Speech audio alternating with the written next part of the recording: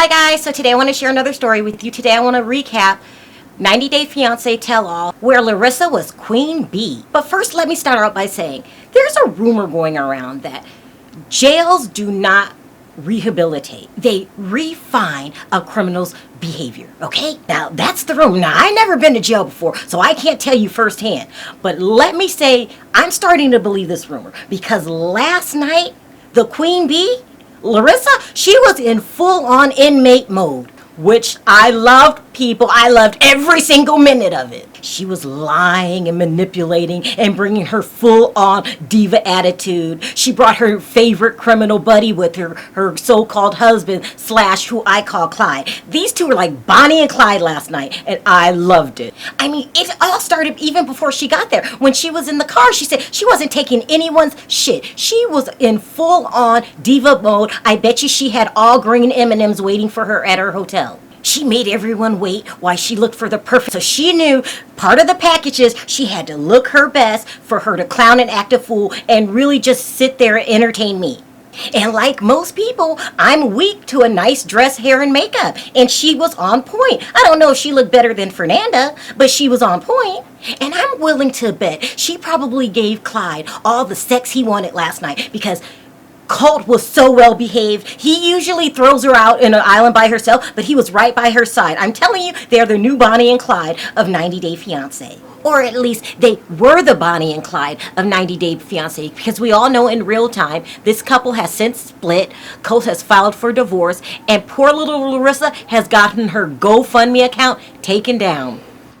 Donate for my campaign again because they took you off. Because the trolls was reporting the account. I'm not feel happy about it. I not feel proud about it. But it's something that I really need that you guys help me for now.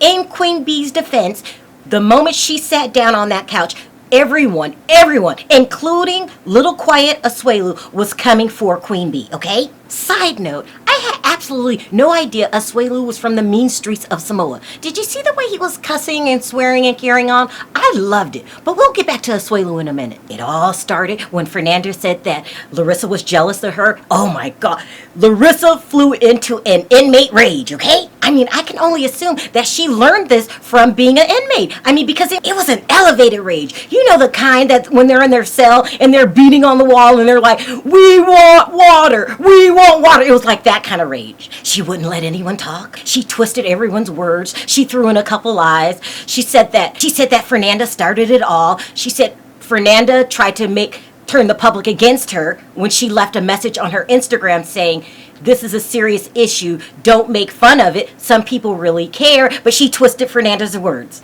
She put the letter E at the end of every other word so you wouldn't understand what she was saying. And when she got really loud, she even put the E on the end of words that she made up. Like, it's complicated.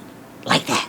Because at the end of the day, you were making fun of your whole jailhouse experience. But you claimed that you had to make fun of it because you didn't want to be depressed. Okay. What does it have to do with Fernanda? Now, at the end of the day, I will admit, it didn't matter that nothing made sense that Larissa said because I was just so entertained. Is that wrong, Yee? I mean, Larissa's performance was so good. I'm hoping that if lightning strikes and she gets to stay in this country for whatever reason, that she commits another crime, gets upgraded to prison so she can even sharpen her skills even more. And everyone was so upset, they just agreed to her lies and just moved on like, whatever. Now, before we move on to a more serious storyline, I really have to talk about Asuelu. I mean, new Billy Badass Asuelu. Like, where did this come from? He was swearing. He told Larissa to shut the fuck up. He was really acting like a gangster. I mean, new Billy Badass Asuelu, I love it, I love it. Because at least he's not acting like a student on the small yellow bus anymore. And I'm thinking he's not going to be taking Kalani's family shit anymore either.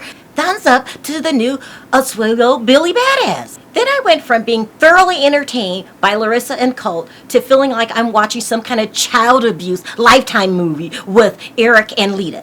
I mean, I feel like Lita has got the role of the Wicked Witch down to a science. No one does it better to her. I feel like she gave Eric a script the night before and said, don't you make up with your daughter no matter what until I get my apology. But you know, he didn't even play his role good. Since you accepted your role as a loser, you really didn't execute it well. I mean, you were crying and carrying on. And I'm not just talking about a tear or two. I'm talking about the ugly cry. He was like... I just wanted to say until she apologizes. Until she apologizes, I want nothing to do with her. I mean, not only was it disgusting to hear him say those words, it was disgusting to watch his weak, sorry-ass performance. I mean, those tears made me feel less sympathy for Eric and made me hate him even more and realize what a punk he is. He really is a punk, because if anyone treated my child the way Lita treated his children, I would deport her myself without calling immigration. I mean, it got so bad, Eric, the youngest member on the couch, had to step in and say, you need to fix things with your daughter. Yes, people, Eric, the guy that people refer to as the future wife-beater, controlling, immature kid, had more morals and better advice than loser Eric could ever dream about having. But he's not going to do it. He doesn't want to jeopardize his sex game, which I would probably bet is not that good. I mean, I think Colt's sex game is probably better than his, because I'm thinking Colt has all kinds of whips and chains and handcuffs. I mean, don't most people with porn addictions have that kind of stuff? But at the end of the day, no one feels sorry for Eric. If you can't be a man and do what's right for your family, you really don't deserve any pity or respect. What do you guys think were the highlights of last night's tell-all? Also, don't forget to hit that subscribe button and that notification button for more stories like these. Until next time, talk to you then. Bye.